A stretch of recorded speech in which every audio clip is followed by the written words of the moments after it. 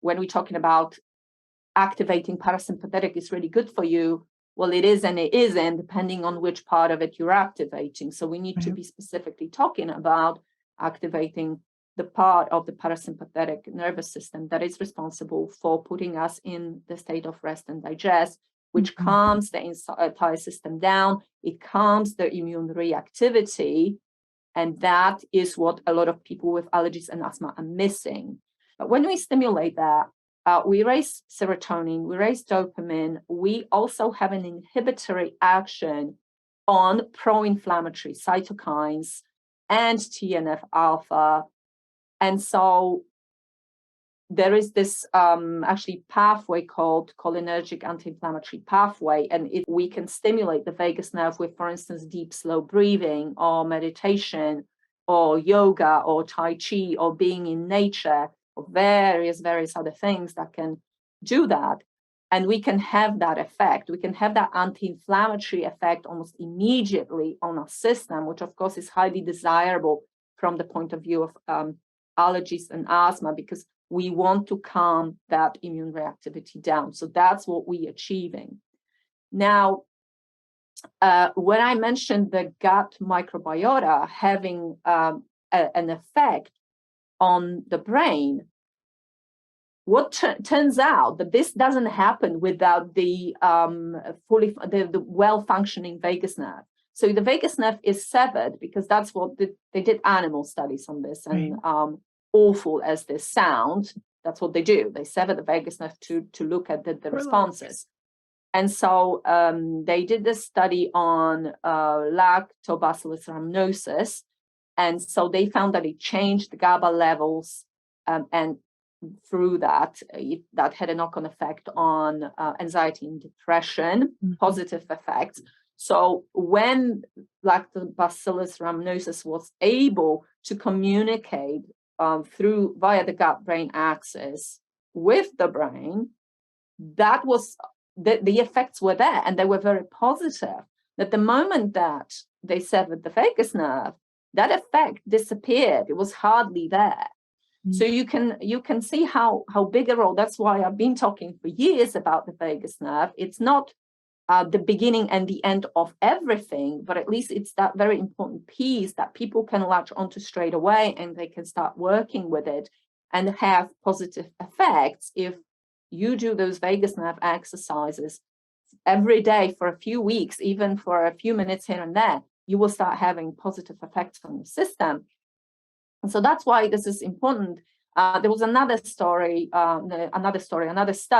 with Bifidobacterium longum, and very much a similar sort of situation. So the effects were dependent upon the vagal integrity and the vagus nerve being online. So as you can see, where I'm going with this, it's not just about the microbiome, okay? If it was just about the bugs being at good levels or whatever, then you would have that communication regardless of what the vagus nerve is doing. But the issue with people with chronic illness is that their vagal function is usually bad. It's not good. It's not good. So we call it poor vagal tone. So that means that nerve doesn't activate readily when it needs to, and you are not able to drop into this rest and digest response when that reactivity from the immune system is low, because it doesn't need to be all over the place. You can calm it down.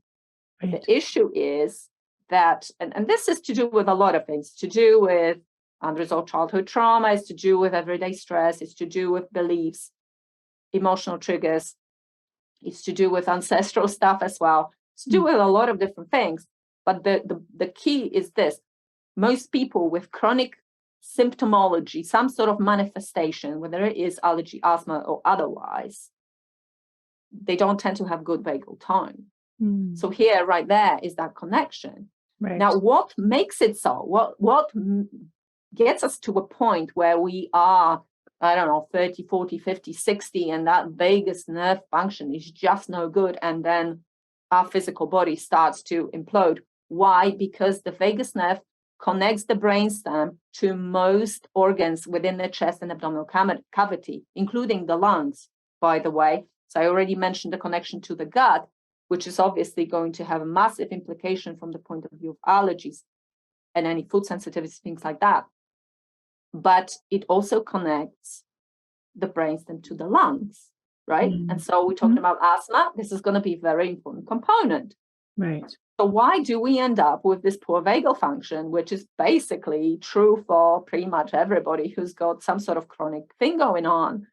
Well, like I said, it's to do with a lot of things, but from the point of view of neurology, it's to do with the fact that people spend so much time in sympathetic activation, so the fight flight, or the other side of the parasympathetic, which is the freeze response. All of those three states are survival states. We're not meant to be in them 24/7.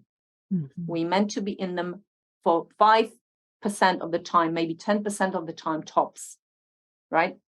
Some people are most of their waking hours in those states, and sometimes even at night, because a lot of people have issues, as we know, with insomnia, which a lot of it is to do with emotional toxicity. So really, it's not just about getting the gut right. And by the way, you will never, ever, ever heal leaky gut or balance your microbiome if you are emotionally toxic, because that communication goes back and forth. If your head is full of garbage, and I'm just basically, I mean, honestly, it is, I'm telling you that I'm just done even talking, trying to kind of, Sugarcoat it. Tone it down, because we need to understand it. If you have screwy beliefs, and if you are very easily emotional triggered, and you spend a lot of time in those emotional states, chronically, you spend time in fear, anger, grief, victimhood, things like that, shame, guilt, all of that, then you will not have a healthy vagus nerve, and you will never have a healthy gut. No matter what you do on the diet from, it's just not going to happen. You're going to be dieting and taking all sorts of supplements. It will never quite get there, because that connection is so key, is so important.